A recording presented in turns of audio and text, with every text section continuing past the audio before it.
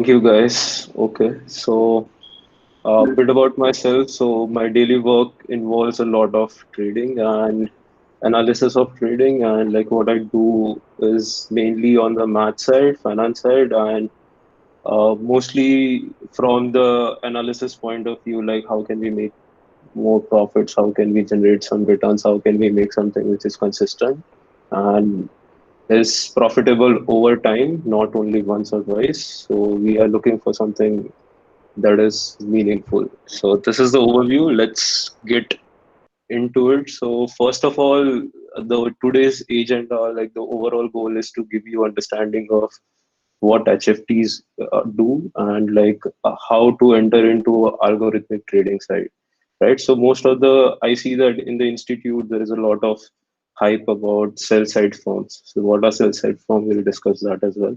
So you need to understand the major funds that are there in the India and how can you join them? What are the prospects? How can you make yourself better and also make some money in doing that?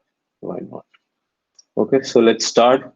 So first is what is finance, right? So main thing to know here is that finance is mostly in details, right? You have to have a systemic categorize and very much focus on details. You have to be precise. You have to know, okay, what are you dealing with? You have to understand nitty-gritties. You have to be good with numbers. You have to have understanding of the product that you are dealing with, right? So it's mainly about time and it's mainly about number. So initially, you know that the value of anything was represented by gold, and that changed over time. And now we have a monetary policies, and we associate it with something called cash, right? So cash is the most liquid asset in the world, and you can say in that dollar is most liquid asset in cash, right? So over time we have developed thesis ki how can you manage that, how can you maximize that, and how can you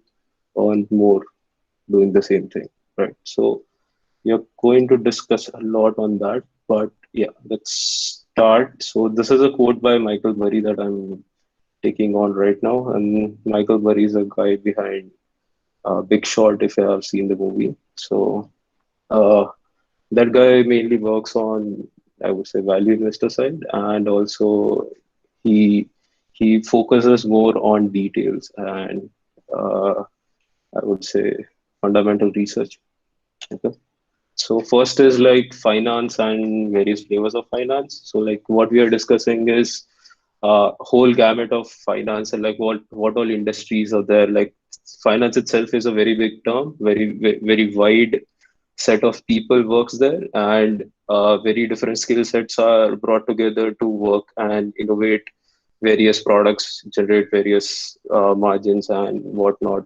So it's all about numbers, how you play with them. So it takes a lot of innovation, a lot of efforts, and yeah, a lot of work to do that. So industry have evolved over time in itself, and also so it evolved. So first of all, in finance, what you're dealing with is you have a certain asset which is generating monetary value over time, right? So one factor is the money it is making. Second factor is time, right? So you have to combine these two values and see finance from that perspective. So the two factors that everyone need to know is the finance involves times and finance involves money. Right. These are the only two factors that are of importance. Everything else is a tool which will help you understand these two things. Okay. So first is looking at a finance from the trading side, right? So there are different. So in trading side, you have two people, right? So there's a buyer and there is a seller, and obviously there will be a middleman who will try to negotiate or who will try to bring buyers and sellers together so that they can discover the price in the most efficient way, right? So first, in that sense, there are two sides. One is buy side firms and sell side firms, right? So sell side firms is what you guys should be familiar with, or like those are the firms that currently comes for recruitment in institute as well, and those are the firms that you might have known, right? So those are so what sell side firms do is they make money through fees and commission, Also, they invest on their own if they have a buy side entity. So mostly this involves investment banks, sales and trading, research, and many other things. So advisory services also comes into this. So if you take, even consulting firms can also be part of this. Okay. So example, you can take JP Morgan, Goldman Sachs, Nomura, HSBC, many. So everything which is like investment banks, so they deal with that. So what they do is they take requests from the client, and they create a product, or they create an asset which would represent clients need, and they try to sell them back. Okay, so they work on the both the parts. So they also look at like how can we generate more, how can we make product better, how can we value the product perfectly, so that we are not held against our own product, or like we are not the one who is at the losing end of it. So uh, the finance also doesn't mean that the both one of the parties always losing. I would say, yeah, there is someone might be losing, but not always. For example, let's say I'll take a case of TCS. So TCS deals a lot with foreign companies. Foreign companies will pay TCS for the services in dollars, right? So because it's a global currency, so TCS has to report that earnings in rupees, because TCS is Indian firm.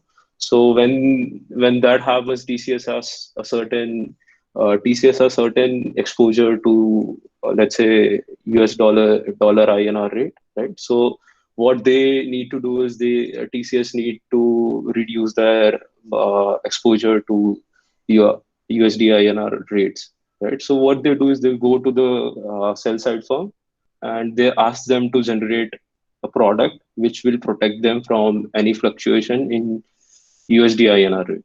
This is a simple case. Okay, so TCS got benefits, and sell side firm will get the benefits. Both of them are protected, but there has been a trade. Okay, so this is what sell side firms generally do. From the buy side, their only goal is to, you can say, buy low, sell high. You can sell first and then buy. You can buy first and then sell. Okay, so both thing can work. So the firms are here: venture capital, private equities, hedge funds, and algo trading firms. You can say HFT is part of algo trading. So when I say algo trading, HFTs are already covered in that.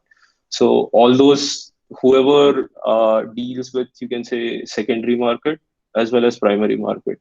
So we'll discuss about this on like what is secondary and primary markets. But so the idea for buy side firm is to generate value or buy asset which will generate value for them. So their goal is to value the asset before buying, right? And the sell side firm, what they do is they create an asset alongside valuation, right? So they do both the things parallelly. Buy side firm has to value first, and then they'll either buy, or if they see that this is not going to work well, they can sell as well. So they'll sell it first and then buy it. So this is called short trading, or going short on something. So like buy side firms is mainly will be your focus today, because that's where you should see yourself in the future. Investment side and sell side banking is already a great opportunity for people who are currently in or looking for placement, or in general in life. Okay, so for sell side firm, you need to have a very good, strong knowledge of financial product, right? So something uh, you can say on the side of CFA level exams, right? So that will get that will get you covered or more on like how the products are priced, how they are generated, and what is the fundamentals behind the logic of generating those products. Okay. From the buy side, what they're looking at is, we buy side mainly will focus on commission. So we are only looking for appreciation of the asset on whatever horizon, right? So horizon can be of a long duration, short duration. It depends on like what kind of trading strategies are you using. It depends on like what kind of environment are you working on, and also what kind of uh, setup you have, or like what kind of investing are you comfortable with, right? So they buy side firms buys many things. It's not It's not limited to your shares or equities. They can do bond trading, derivatives are the major part of like financial markets. Other than that, you can say they also trade in real estate, right? So private equity firms like BlackRock and you can say Blackstone. So all of those funds, they do invest in real estate as well. They buy the whole building, they rent it out to someone else, right? So those things are done by the firms, but the main things that they do is they buy asset and they hold it until they are getting returns from it. So they're their main thing. And they alongside manage their portfolio, they do risk management. Everything is on their own books, right? So here, from the sell side perspective, if you see that sell side firms try to have a risk neutral book. So whatever they sell, it goes out of their book. They are not holding that asset. Okay. So if they are the other side of the party, then they are doing that. But if they are not selling something from their own book, then they don't have any exposure to the market. They are just risk neutral on that sense, right? But buy side firms have to manage risk because they have a risk parameters. They are holding asset, right? So sell side firm will do both side of trading, right? So let's take from the previous example that we talked about that TCS bought something, let's say TCL got in trade with the GS on USD INR rates. Right now, same thing can happen to McDonald, or same thing can happen to Domino's, or same thing can happen to some other firm who is operating in India and their base is in US. Right, so they try to take both the clients on and they try to manage their risk by selling the product to both and ultimately try to negate their own balance sheet. So uh, yes, and so from the next part is from the holding position, right? So here we can see that the holding period. So holding period does matter because ultimately, currently, India and the major economies are in inflationary environment. Inflationary environment means value of your money placed with you reduces daily, right? So the 100 rupees you have today will not have the same value tomorrow as today. So if you buy something for $100 today, you may not be able to buy the same amount uh, 2 years from now, 3 years from now. It will be something less. Why? Because it's an inflationary market. It means that interest rates are positive. Interest rates are positive means that you should be making money to make the same value that you're holding today. So what happens is,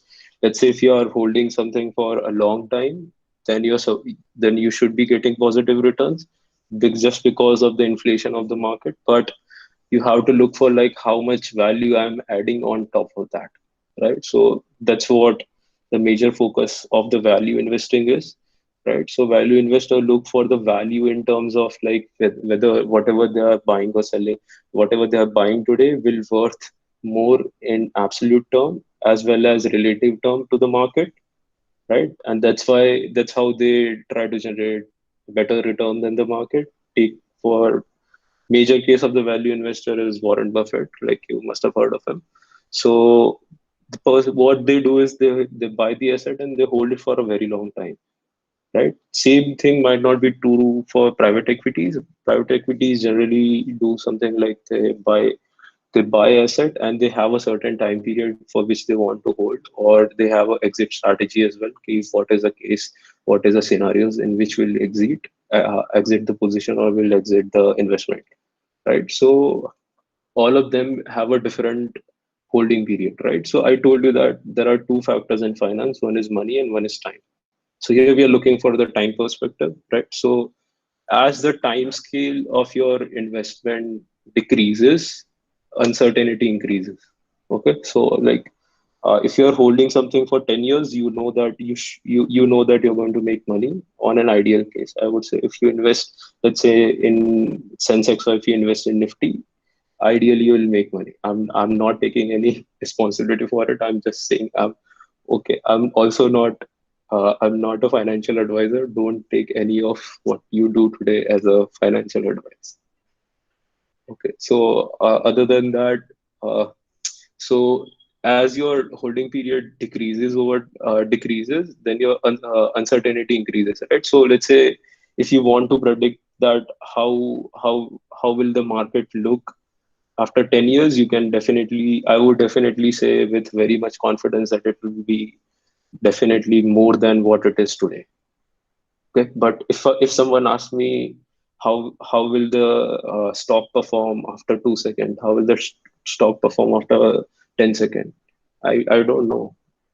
I don't know, and that's what HFTs, that's what algo traders do to understand what will stock do after certain seconds. Okay, so from HFT's perspective, you can say our position holding period can be as low as 1 microsecond, and it can be as high as like few seconds.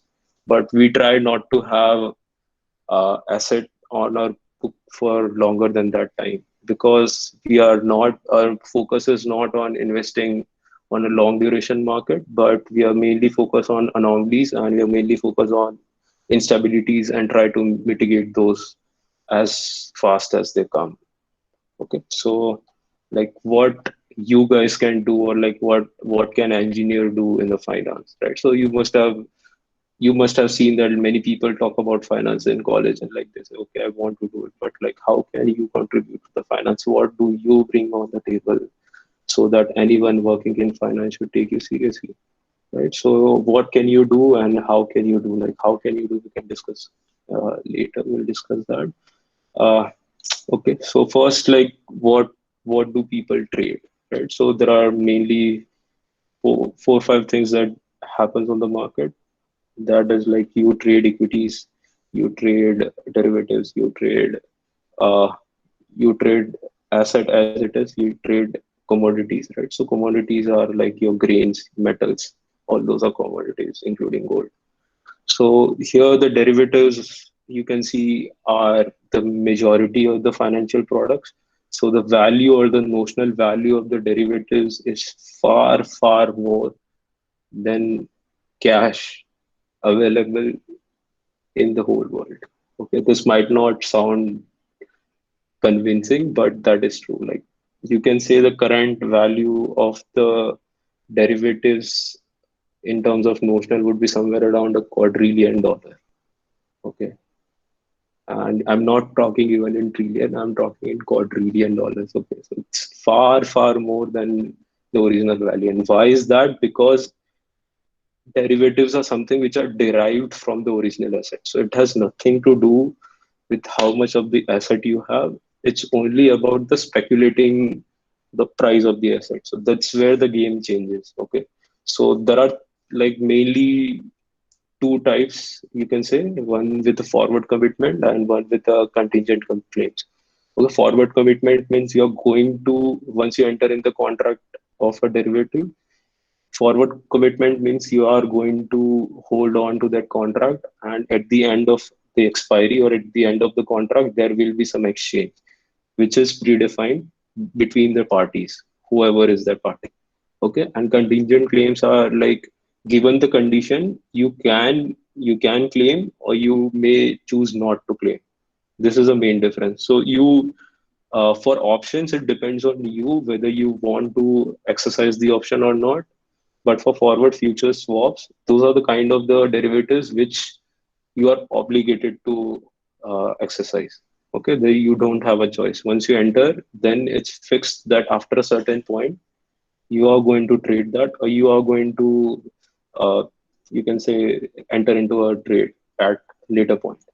Okay, so for the sell side firms, the main thing is pricing of the asset, right? So sell side firms, take an example of let's say our TCS GS, right? So when TCS said that we want something that will reduce our risk on USD INR rates, what they're trying to understand, what GS will try to do is they will try to make a financial product, okay, that will help TCS mitigate the risk that is generated from that. So in doing that, they have to generate a financial product, okay, a set of financial. It possibly can be more than one. So they try to generate a set of or a portfolio of product, and they'll sell it to TCS at a premium price, and that will include generation and development of the process, pricing of the product, and that this includes a lot of derivative pricing.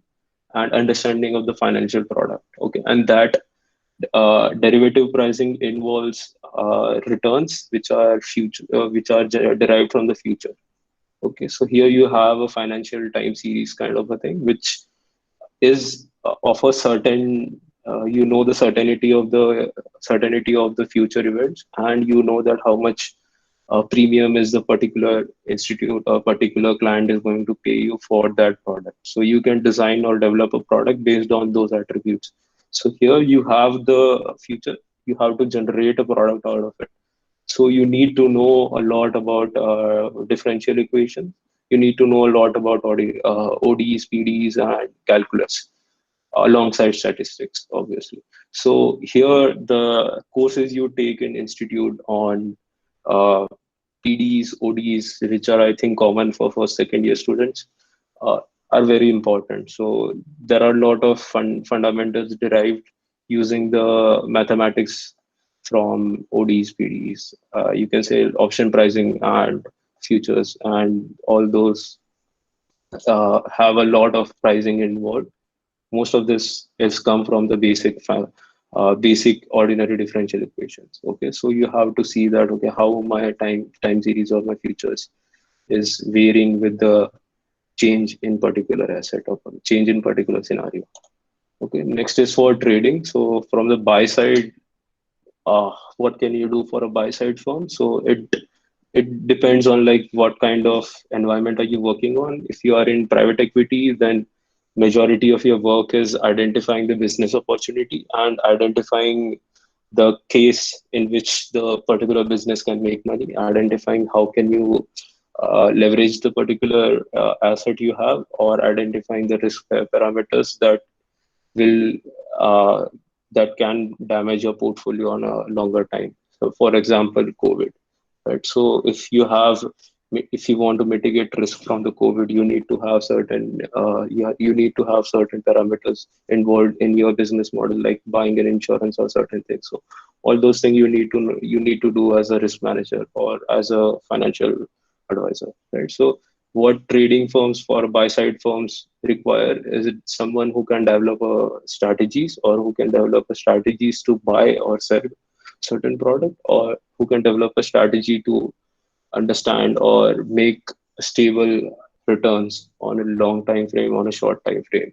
Also, so there are a lot of parameters involved which defines the performance of a parameter or performance of a strategy. So we are not going to discuss those, but just an overview that there are a lot of parameters which you will get familiarized with once you start developing some strategies and try to identify patterns. So majority of your work will be around time series analysis, because the best thing you can look for is a history as your indicator for the future events, right? So future is always uncertain. You don't know what is going to happen a second from now, tomorrow, or day after that, right? But what you can do is you can look in the past and you can understand like what can future look like, or like what are the possible scenarios in which it can unturn, right? So that's what, like, we want to see the certainty in the uncertain world, and that's what your main goal would be. And so that's why time series become very, very, very much important in buy side firms. Okay, so other than, let's go into like what is a type of product that the financial firms trade, right? And like what is the market, like how does the market look like where you actually trade, or all the participants meet. So first is the primary market, right? So primary market is something where the asset is generated, like where the asset is born, right? So this is the step where sell side firms come in. Or let's say example in terms of Indian, it would be IPO of any firm, right? So when you subscribe to the IPO, you are actually buying directly from the company. So it's a primary market. IPOs are part of the primary market. Why? Because you are the first holder of that particular asset, right? So there was no one before you. Okay, so that's how it becomes a primary market. So in primary market, assets are generated from the, you can say assets are born. Okay, So once that is done, secondary market comes in where uh, the person who holds the asset and person who want to buy the asset meet together, decide fair value of the asset, and they exchange the ownership of the asset for whatever the value they seem fit. Okay, so here you can see there will be the mediators. There can be the mediator. There doesn't need to be there. So stock exchange is example of a mediator. So what the stock exchange does, it it pulls together people who value certain asset in a different term, right? So when you, let's say, place an order to buy equity for 100 rupees, it means you're valuing that particular asset for 100. And let's say someone is asking to sell it for 101. It means the person sees the value of that particular asset at 101. You are seeing it at 100. Now, whoever want to sell it at 100 will match it with you, right? And whoever want to buy it at 101 will match it with the other guy, right? So that's how you make the market. You pull together people and you let them to value the market as they wish. Okay, so these are the primary and the secondary market. Now, algorithmic trading firms mainly operate in the secondary market, right? So there can be a particular firm, or like there can be the first people who are buying bonds based on algorithmic trading, because like you can deploy technology in almost any scenario now. So that thing is, I think, covered. So now, how did algorithmic trading evolve to the level that we are seeing today, and like what how does an algorithmic trading got to the level that it is today? What are the evolution, or like how did it evolve in terms of volume and technical advances, right? So uh, if you see the evolution of the industry, you can see that like stock exchange started in 1602. I think it was in Amsterdam, right? So after that, uh, when the stock exchange started, they started doing trading, but initially it was all on books, right? So for two people will meet together at the exchange, they they'll identify the correct value of the price, value of the asset, and then they exchange the asset. Okay, so in 17th century, the first case of, you can say, HFT occurred. What was that? So Rothschild were the traders. So what did is they used carrier pigeons to send information from one end of the American, so on the California side, to the New York side, right? So they use carrier pigeon to transform the information faster.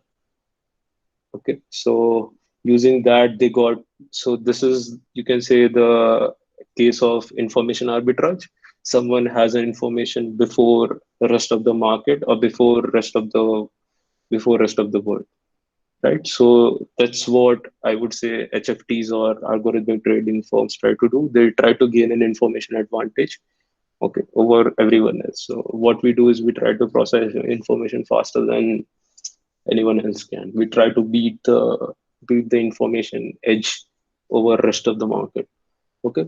So after that, in 1998, SEC allowed electronic exchanges. So once the electronic exchanges kicked in, so they started using matching engines to match the trades. So once that comes in, it means that electronically, best bid and best offer, like best price to buy the asset, will be decided, right? So you place your comfortable price at which you want to buy or sell the asset, and then the exchange will see, okay, whether there is a buyer or seller.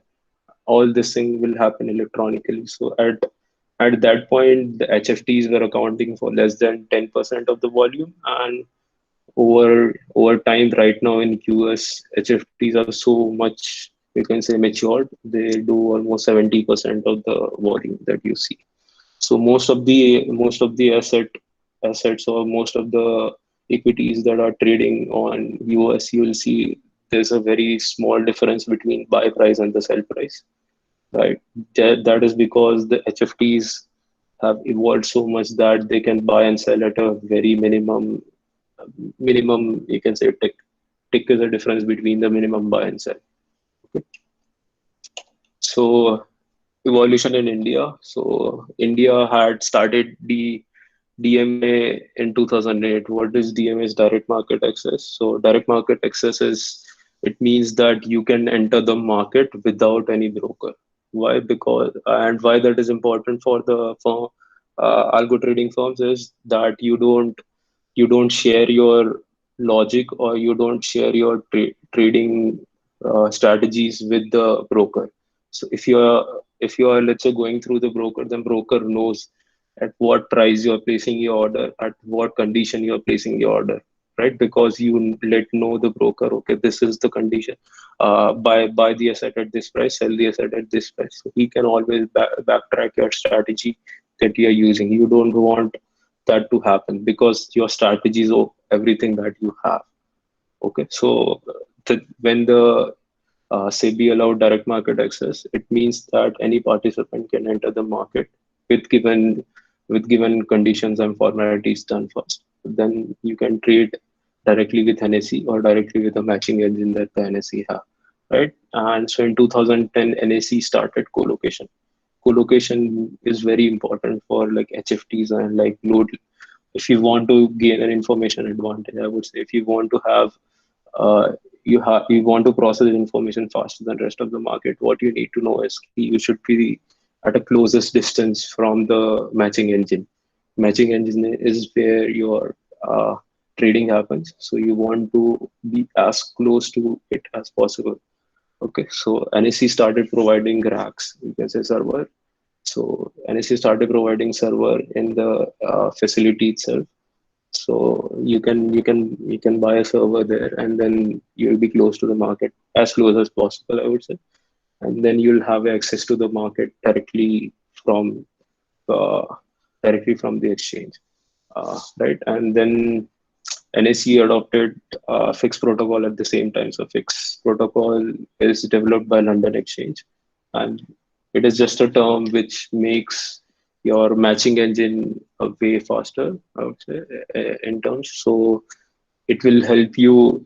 It will help you get a really high TPS. It's a TPS is transaction per second. So let's say when there are multiple firms doing high frequency trading, what happens is you send so many messages to the exchange that if exchange is not able to handle them, then it will be a catastrophe. Why? Because HFTs will keep on sending you messages, and there will be no response from the server side because server is not responding. So those cases used to happen in early 2010. So once they adopted fixed protocol, they TPS improved, and so it becomes more evident for you to do HFT. And so the I would say tech stack improved by the NSE. So meantime, BSE is already doing all those things, but BSE wasn't the first one to introduce electronic trading. And that's why NSE currently have a higher volume in terms of trading in Indian equities, just because that they started giving electronic matching engine and electronic exchange before BSE. So they got a better adoption. And yeah, so currently, if you say in the today's scenario, algo firms are are currently around 50% of the volume that is traded in NSE. So you can say that is still way less than you see in US and somewhere else. So there's a huge opportunity for the growth. Other than that, in India, there are a lot of taxes and transaction costs involved with that, which can reduce. I'm not sure, but yeah, if they reduce, and there's a huge opportunities for algo firms to evolve, right? And the volume itself tells a lot. So this is a mature market. You can see where there's 70 to 80% of the volume that is coming only from the HFTs, right? Not even algo firms. We are only talking in terms of HFT. Here I'm talking about algo firm, which is a subset. HFTs are the subset of the algo firm. So algo funds can have a, you can say, holding period for up to a quarter or up to 3 months, 4 months, right? So what people are saying about this? So there are mix, you can say, mixed opinions. Okay, so there are people who are totally up for the quant funds, because so quant fund does two things. So they also improve the market condition, so that, like I told you, that you will have a very low spread. Spread is a best buy and best sell price for any asset. So if that reduce, then it means that person can buy a particular asset at a best possible price. Why? Because there is a very less difference between the buyer and seller sentiment, right? So that you can say is a mature market. So if that happens, it's very good. And like Argo Fund help achieve that in a very good manner. So those are the main benefits. Other than that, so there has been opinions against the quant and HFTs. Why? Because HFTs are very fast. So what happens when you have a very high speed? You get a flash market crash possibilities.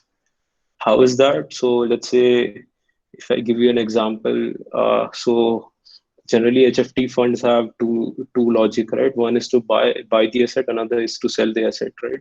So both the logic has to work together. Let's say if someone by mistake did something in the logic to sell the market, they added the quantity instead of removing. What will happen is whenever the bot will go and sell the asset, it will add on the quantity. And again, the HFT strategy will tell it to sell it because it already have a quantity. Will again go to sell it, will add on the quantity. Uh, then again, the strategy will tell it to sell it because there is too much again. So this loop will repeat, and it will repeat so fast that within a second you can see the whole order book went to zero. Okay, so you can wipe out the whole order book within seconds. Why? Because that it can happen. So this is only a mistake of a sign, right? But that can propagate to such a level that it can bring a devastation. So I have seen a case where the HFTs has been identified as, you can say, weapon of mass destruction in terms of financial market, right? So if you are not careful enough, or you haven't tested your strategy, you haven't tested your code enough, you you can't implement it. You should not implement it at all. So that's where the first slide comes in. That I would say attention to details. Why attention to detail matter? Because here you don't have a second chances. You know that you have to be right, and you have to be right on the first go itself. So algorithmic trading evolved with technological advances as well, right? So initially there were books which were used to trade, then electronic exchanges came in, and then it all went to chips, right? So you are actually have a memory. So in memory you have all the trades, or you have an order book in the RAM, right? So RAM contains the order book, and then they try to match. So that's a matching engine. So now that improved your trading per second, right? If the person is matching the trades, then how many trades can he achieve in a second, and versus how many trades can exchange or electronically can you match with the machine, right? So that different bring a lot of improvement to the market itself. Then over time, technology improved, so like your data transmission and the information relay and information propagation improved. So right now you can see that whatever happens in US, you will get to know within seconds, within minutes of the actual event, right? So that's the advantage of the information propagation, right? So as that improves, you get to see the low latencies, the difference between the actual event and the information about it reduces, right? Now everyone has a different goal. So the data transmission can go as far as microwave shortwaves. So those are the extremes that currently HFTs use to gain advantage of information arbitrage. Right now, from the hardware side, you see that like initially you have CPUs, now you have GPUs, and on GPUs there is also something called ASIC chips and hardware development, you can say. So those are like FPGA chips. So it's called field programming gate array. What they do is you develop a chip itself which does one particular task. Okay, and that it does that task so fast that it doesn't need to use a computer or a PC or anything. Just put a data directly to it, and it will send out the given logic, right? So it reduces the time processing in your operating system, it reduces the time processing, goes into the decoding of the information. All that is saved. So HFTs goes to such a length that they develop their own hardware as well, right? So, and the next frontier is something like you can say low orbit satellites.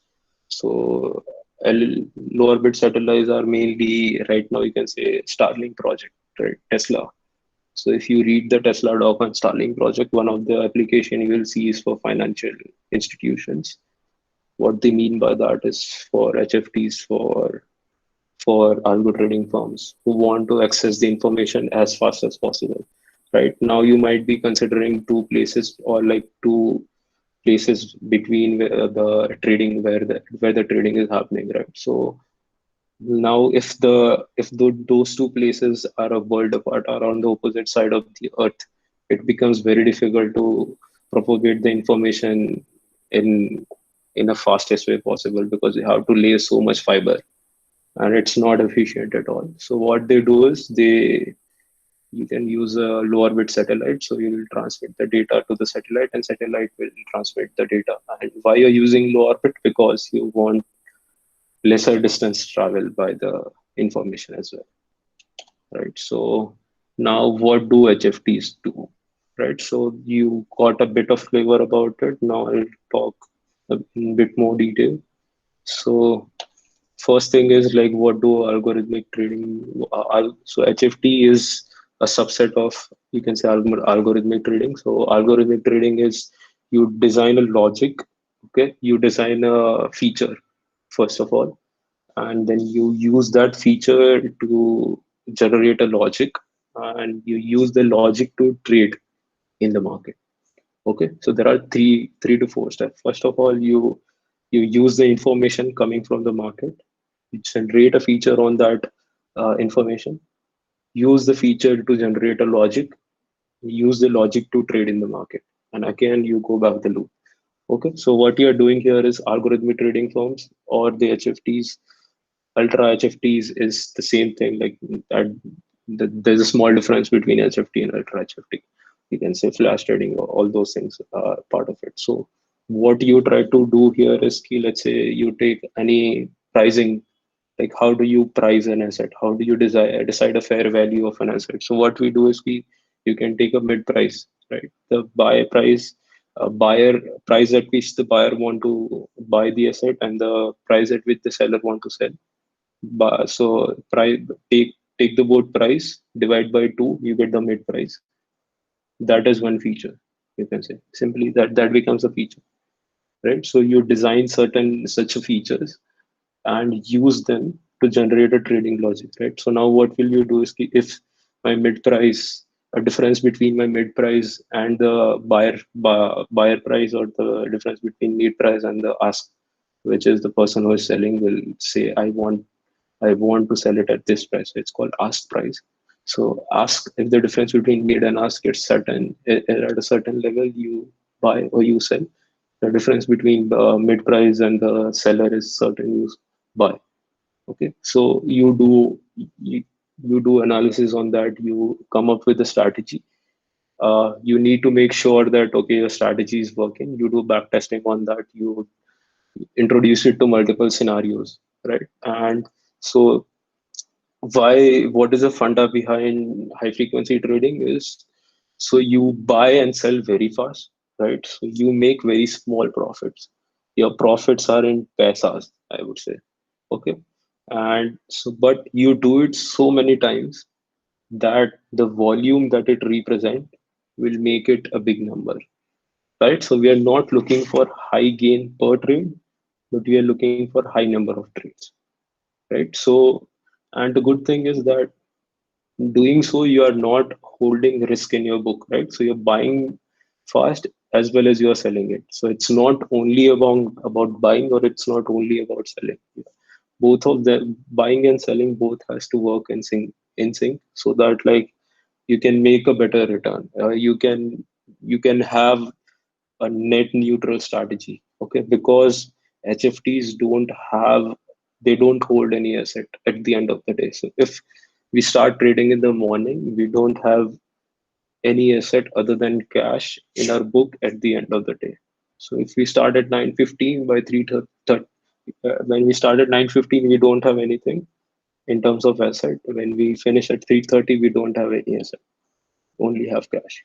Because that's how you progress. We don't want to have any risk at the end of the day. During the trading period where the market is open, we buy and sell. We buy and sell in certain manner so that we we try to make sure that the market will move in the direction that we are expecting it to move, right? So that's is your predictor, right? Now the strategy I'm talking about is very simple, but there are many other strategies that you can explore over time, right? So you can take, for example, the futures, right? So let's say Bank Nifty is a future, and the associated instrument, which are like ICICI Bank, HDFC Bank, SBI. So Bank Nifty is an aggregator of all those banks, right? So if let's say Bank Nifty is increasing, it it should mean that the underlying on which the asset is generated should also be increasing, right? But if there is a delay between these two, then you can make money. So let's say when the Bank Nifty increased, but SBI didn't increase in proportion, right? Then what you can do is you can sell Bank Nifty and buy SBI, right? So this is a simple theory. Pair trading, you can say something like pair trading, right? Because these two are in pair and they work in a pair. So yeah. Uh, so what kind of strategies we look into? Yeah, here buy and sell side are have a quite a different meaning than what we saw earlier. So main is you can see a latency arbitrage. Yeah. So here you have a arbitrage. So arbitrage comes in many different form. Okay. So it can be arbitrage from the information delay, right? Let's say you want to buy a certain asset. So you got to know that let's say idea is going to be bought by Google. Just a hypothetical scenario, right? That Google is going to buy idea. So you got the news after 15 minutes of release, right? Now let's say there's an algo fund who got the news, say in few seconds. So they will have a better opportunity of making the return. Why? Because there is an information arbitrage, right? They got to know it for everyone got to know it at the same time. They process or they understood the information before you did. So they have advantage of that. What they will do is they will make the corresponding trade and they'll wait for the rest of the market to understand it. Once the market understand, they'll sell it, right? So this is information arbitrage. Another is latency arbitrage, right? So latency arbitrage will come from the difference between the exchange. So I will see it here. So this is a particular case of two exchanges in US. Okay, so this is a CBOE exchange. Okay, where the derivatives trading happens. So it is in Chicago, and there in New York you have NSE. New York you have NYSE. So NYSE have equity trading and derivatives both, right? So at the distance between these two is around 1,000 miles or something, right? So the time it takes for the time it takes for data to travel from here to here or from here to here is different because the distance between this line and this line is different.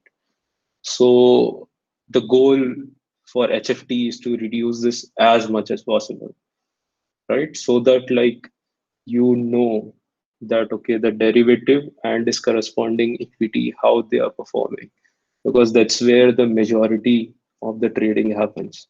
Okay, to identify the underlying of the port. So what they do is, so initially you place a fiber optic cable between the two cities. So that optic cable was somewhat like this, which used to run in older times. So it used to travel a longer distance. So remember that optic, the transmission of the information it at speed of light, because in fiber optic your data comes at a packet, and that packet is a light, like on and off of the light, right? So that is your information, like binary code, right? So that comes in a fiber optic, and the fiber optic was initially on this route. So HFTs developed a fiber optic which is going directly, like in the straight line, right? So that will give them an advantage. Advantage of how much? You can say a few microseconds, or let's say zero point 0.1 millisecond level advantage. Okay, but that is such a huge that like you can clearly see the difference between the two. Uh, Clearly see the difference between the activity of the exchange or activity of the order placement at the exchange. So once the fiber optic came in, then like most of the funds, everyone else started doing that, and even this route got populated. So you can see there are many players in the same route. So now what HFT started doing is they started making microwave towers.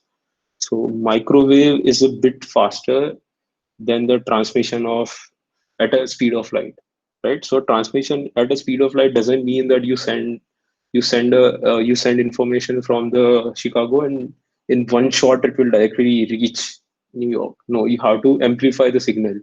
So when you want to amplify the signal, what you do is uh, you place amplifier at, let's say, 100 kilometers, every 100 kilometers, and that amplifier uh, takes a latency. It takes time. So that reduces the transmission time. So when you use microwave, it has a similar speed, but it can travel for a longer distance. Okay, so it can propagate the information without losing the amplification for a longer duration, for a longer distance.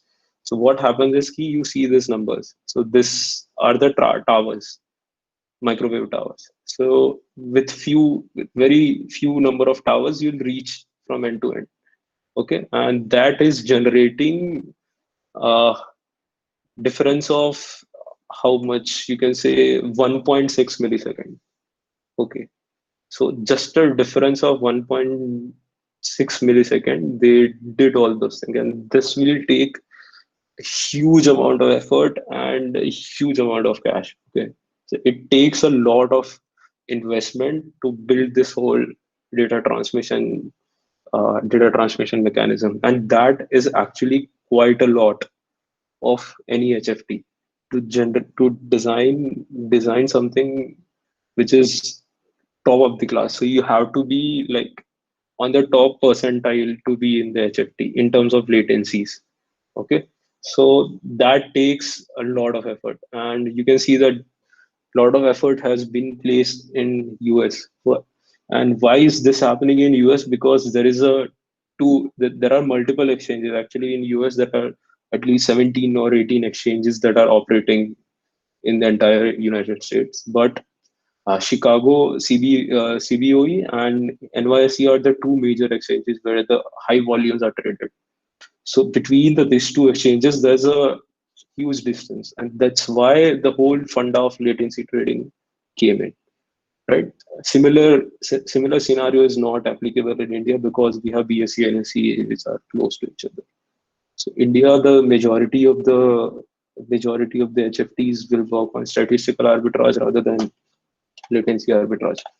So what I mean by statistical arbitrage is I already gave you an example of Bank Nifty and SBI, right? So the prices of the underlying asset is same. The price of the derived asset and the actual asset is varying significantly, and you try to make returns from that. Because so arbitrage is where you know that it is going to come back. It's kind of a free lunch, you can say. Why? Because it's assured. You can be confident with a very high with a very high confidence level that okay, the price will go in your direction. Okay, and that assurance make it so profitable. Okay, because it's a pricing anomaly, and pricing anomalies will be identified by the market and it will be rectified. Okay, That's what the whole funda of the market is, right? So uh, that's how the statistical arbitrage in general works. But there are a lot more complicated things that you can look into. But this is the main majority of the thing. Then you have a trend following, which is like identifying based on momentum trading, like how much volume is traded on the certain exchange, or like how much volume is being traded in certain direction, right? So those are directional trades that you can take. And other than that, then you can work from the pricing point. So these are called market microstructure indicators. So something like volume weighted average price, right? Uh, you can say that it's an evolution on mid price. So I give you an example on mid price. So volume weighted average price is you take a multiple of quantity times the price at till certain levels, and then you average those out to get the fair price. That's another way to identify the fair value of the asset. Once you find the fair value, then you know that what is the current level of the asset and what is my predicted or projected fair value. And if there's a difference between these two, then you can make money. These are the conditions. So you have to have everything aligned in your direction to actually be profitable, right? So other than that, you have smart order writing. So this is from mostly not from the quant side. You can say it's from the infrastructure side, right? So how does an HFT operate, right? So what are the things that we look into, right? So first of all, so this is the, you can say, layman's terms of looking into the overall strategy or like overall structure of a fund, right? So you have, you can say, you have an exchange here, right, where you are trading.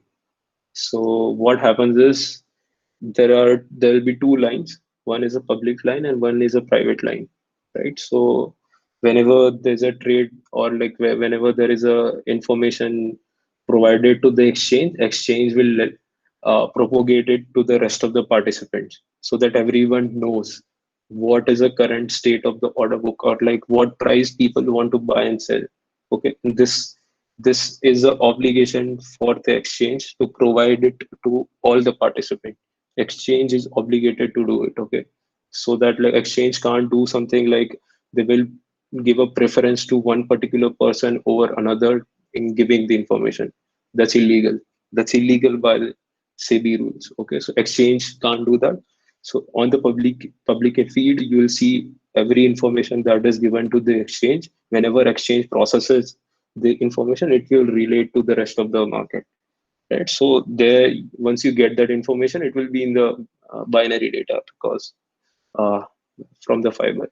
So once you get that, you have your messaging protocol. So what that do is it converts this binary information into a logic, or into a message. Feed that message into your trading strategy, right? That okay, there has been an update on our order book. This is a new state of the order book. Do you want to place an order with given conditions, right? So if the strategy finds that okay, the feature has improved, and the logic says that okay, it should buy or it should sell, then it will send a sell order. The sell order will go to your own order management system, right? So order management system will see okay, is there any pending order in the exchange from my side, or like do I already have placed similar order before, right? Because you don't want to place same order twice, because you are just doubling your risk. So order management system will look into all those things. It won't let you go out of your boundaries. Okay, it will confine you within your range. Okay, so it's kind of risk management and mitigation system.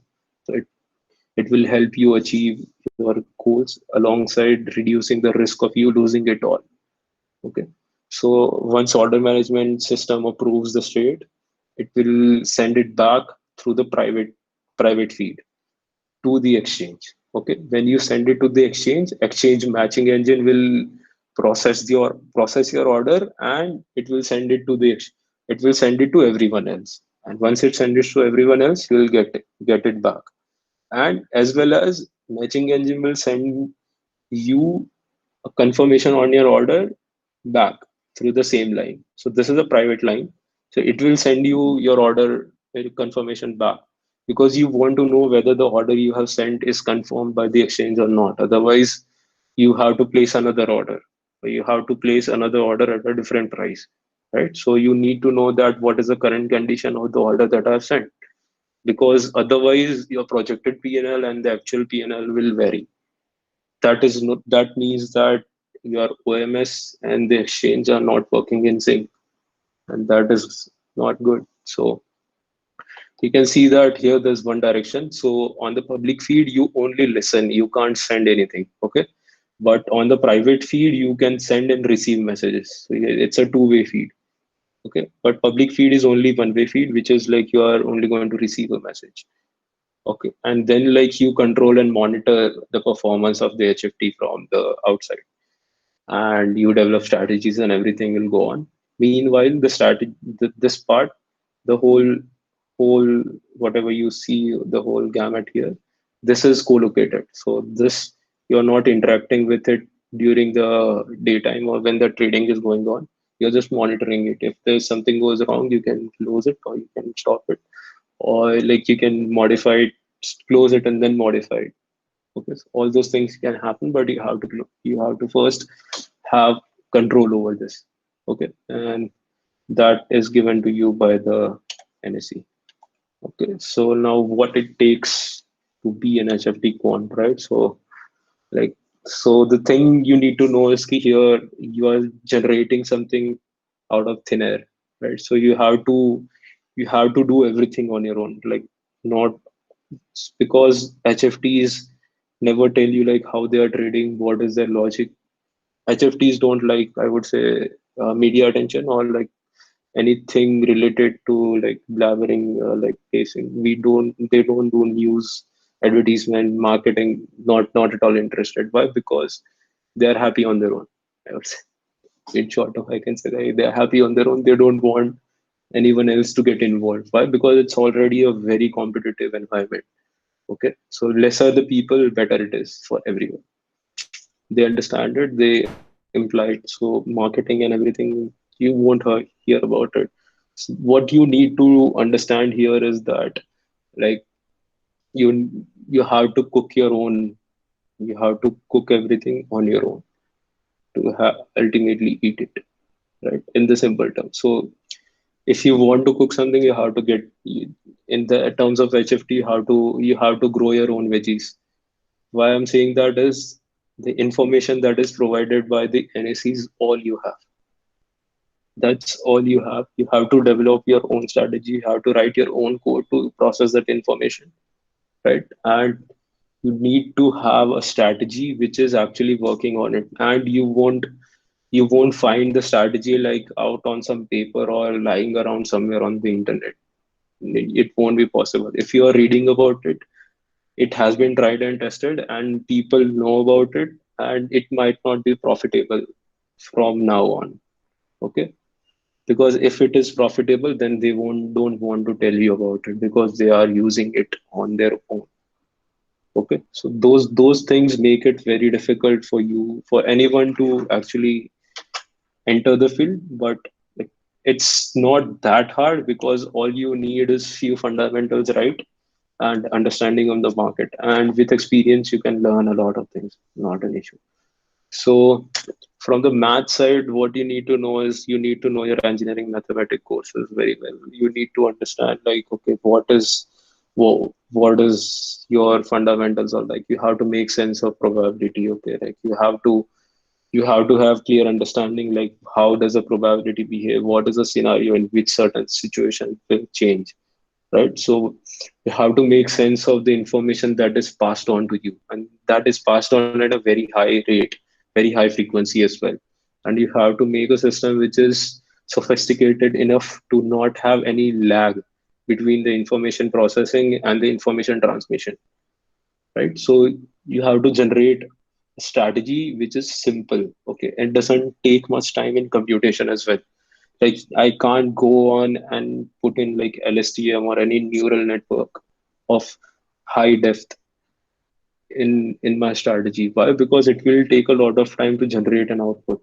if it's take a lot of time to generate an output, the whole funda of me putting my server in co-location and doing all the coding to reduce the latency is gone. Okay, so I don't have any information edge if if my predictor is taking so much time. So you have to simplify things as much as possible, and that takes a lot of statistics and approximations as well. So understanding of mathematics and the fundamentals is very important because you can't approximate something which you don't understand, right? So let's say you derived some feature or you derived some valuable indicator. Now, if you want to use that indicator as it is, you identify that, okay, it's not feasible because it takes a lot of time in computing it. Let's say you use correlation, right? Correlation can be of certain period or correlation can be of the whole time series, right? Now, what you want to consider? If you consider the whole time series, I have a 50 million messages for one single day of Nifty future. Do I go through all 50 million messages? No, I can't do that. It will take me another 4 hours to just compute that. So what do? I choose a certain time frame. I try to mitigate that. The given window that I'm choosing is representation of the entire series, right? So you have to make a certain approximation on like how do you divide that? How do you use that particular information? So that is very important. So funda of mathematics comes from that point of view and not like you applying very high level mathematics and doing some extremely complicated things. No, like you need to be very to the ground and as fast as possible in your math. So next thing is like coding is required because you're interacting with machines. Machines are doing the work that you want to do, so you have to communicate that with the machine. How do you do that? It's coding, right? So how do you do that in HFT words? So like not at all. Like you can learn any one language very well because learning a language is not the major task, right? It never was, it never should be because doesn't take much time, right? Because learning a language will take, let's say, around 34, around a week or 2 week time. But the majority of the work will come from le- actually like understanding the programming fundamentals, like what is object oriented programming, what is a dynamic programming, how do you write the code which is sophisticated enough to not blow up in the actual live trade condition. Okay, have you managed your memory well? Have you managed your computer resources, or is your code using too much resources? You need to understand all those things, right? So Python and C++ is preferred because Python is very fast in terms of idea research, and C++ is very fast in terms of processing power, right? So these two languages are preferred, but like you can learn anyone. Like there are people who are working in MATLAB, there are people who are working in JavaScript, Java, whatever languages they are comfortable with.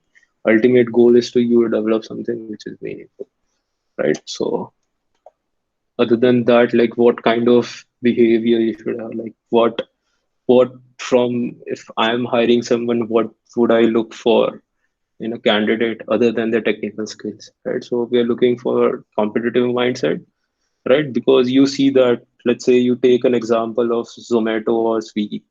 So they generated their own market, right? Their market segment is something different from like what everyday market is. Amazon has the online shopping, so it's a different market.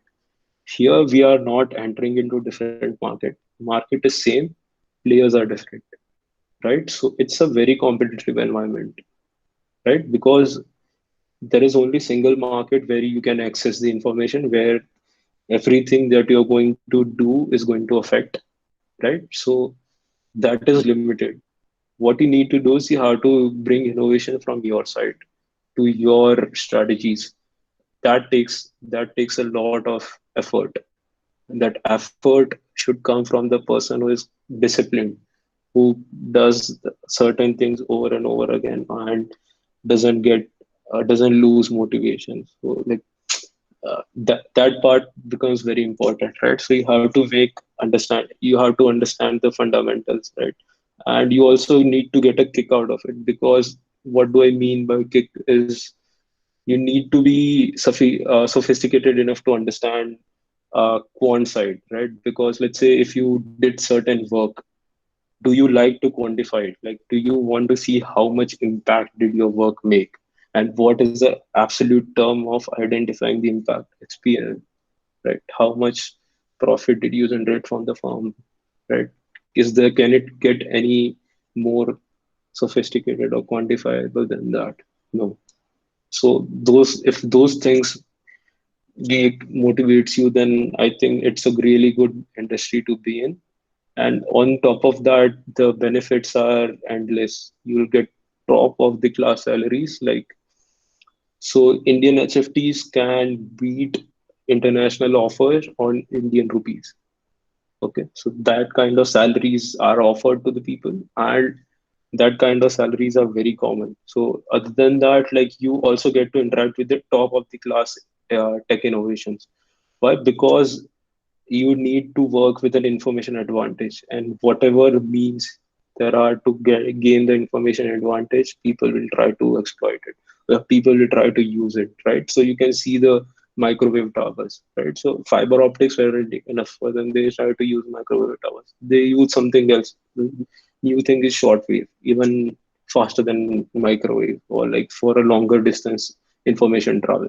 So you will be, I would say, learning top of the edge technical skills. So the thing is that even if you want to switch your switch job, or like if you want to switch industry itself, it won't be very hard for you in technical grounds. Why? Because you have already interacted with best of the class. Rest of it will fall easily. So it won't take much effort. So that is also good. Other than that, yeah, I'm open for questions if you have any. So I think Samarth, you can take any questions, or like if they have any, you can put it on chat and I'll try to answer it. Also, like, I can't take any questions on like how much profits are we making, what strategies I am working on, or my salary. It's all in non-disclosure agreement with my firm, so I can't talk about it.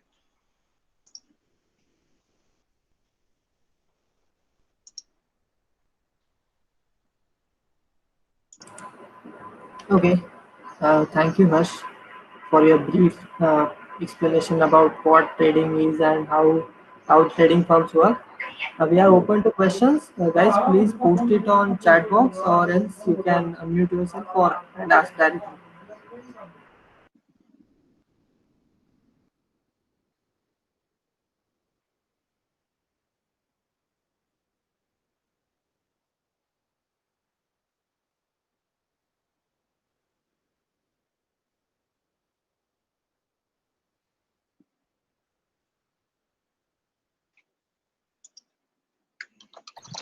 Hello, Harsh.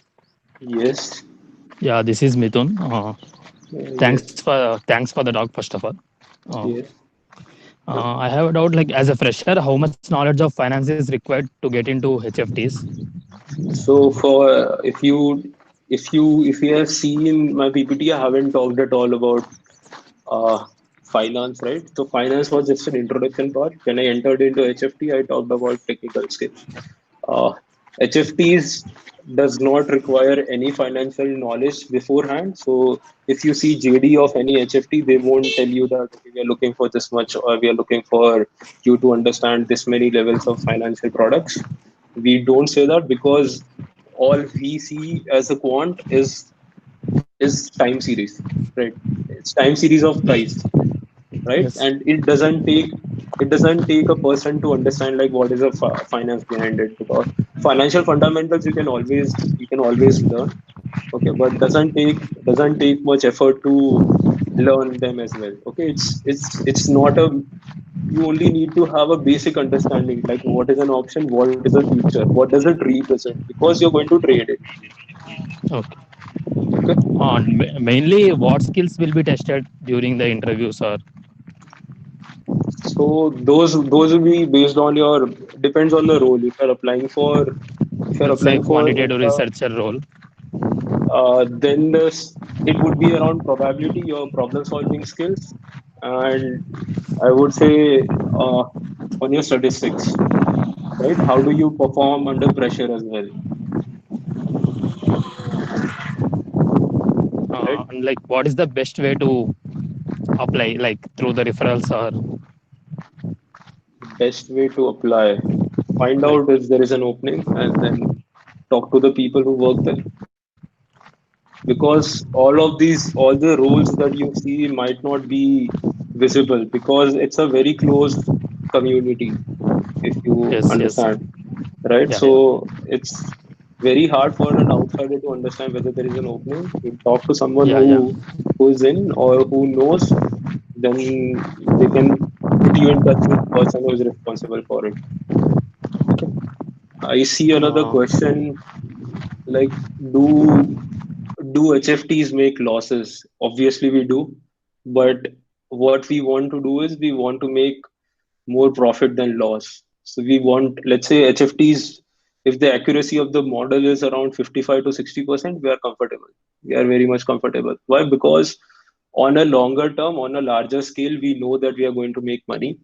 Why? Because majority, like 10% trade will be profitable and 40%, let's say 60% is profitable, 40% are not. Then we are comfortable with it because on a law of a large number, our net result will be positive. We do make losses, but those are on the short term. We try to mitigate it. We try to reduce it. Okay, but you can never be sure that okay we are always profitable. Never. That's not possible in any case. Okay. How market will be if 90 to 100% volume comes from HFT? It will be more efficient, more fast. Okay, you see the response of the market is very quick. Let's say some information comes to like or some company releases their annual reports. You see that okay, it works very fast. Also, your volatility will reduce. Why volatility will reduce? Because HFT will compete with each other and try to stabilize the market. Hmm. Okay, how different was your work in Nomura than in HFT? Okay, so my work in Nomura was mainly on pricing side. So I was working in something called CVA trading. CVA is credit valuation adjustment. So there, I used to work in Japanese market, and we used to do risk management and like trade doing a hedge trading. So it's kind of a trading where you actually hedge a risk. So I talked to you about like TCS and all. So if you had traded with TCS, you want to reduce your exposure to that particular certain events happening, and to reduce that, you place anti trades which are opposite to the trade you have done earlier to reduce it, and that's what I used to do. And HFTs, the majority of the work is coding and identifying the trends in the market. Its majority goes into analysis of the market data that we have, and majority of the work is in the research, I would say, rather than pricing.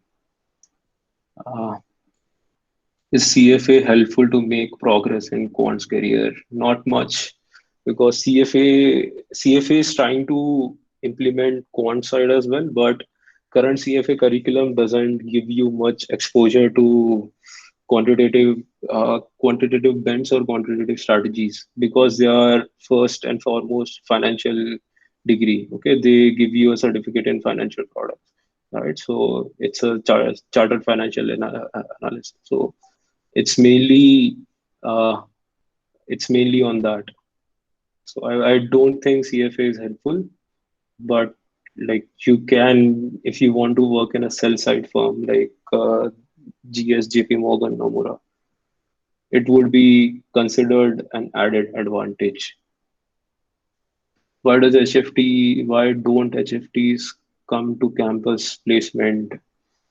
Because majority of the HFTs are concentrated around Gurgaon, Delhi NCR, because taxes were low at some point, I think. And then IIT Delhi has a really good curriculum on uh, CS and I think uh, MNC courses, which is very relevant to the HFTs. So they have sticked here. And other than that, what I see is that lot of alumni from those institute are running the funds. So majority of the campus placement happens in Delhi and Bombay. Yeah, but definitely like not an issue if someone from IIT Madras want to apply for HFT anywhere else. It's not an issue. Just that you have to take the you have to approach them first rather than they approaching you. Okay. How to manage your bias when you trade. Okay. So how to manage the bias? So you have to see the risk mitigation methods. So first of all, like if you ask me from the trader's point of view, I would look for first of all, I look for identifying the case scenarios in which the trades are against me, or you can say uh, where the market is against me and when the market is with me. Okay, you want to have a stress testing done before you actually went into trade. How you reduce biases, you would trade it on the multiple session, you trade it on multiple scenarios, you trade it on multiple conditions. Once you are done with that, then you go on and say trade it on your manually generated, you can say, data, right? So what that will do is it will test the strategy end to end. If it has a bias, you will get to know it because it will be making more profit, or it will be higher bias toward one side. So you can the one example would be that it's making more loss, but it has a less losing trades, right? But if you multiply less losing trade with high loss per trade, you're ultimately same. So you need to see that, okay, why the losing trades are in such a case. Like, so what is the factor that is affecting my losing trade? And you will see that there will be some one particular, like two particular attributes which are major factor in you making a loss in particular logic. Okay, so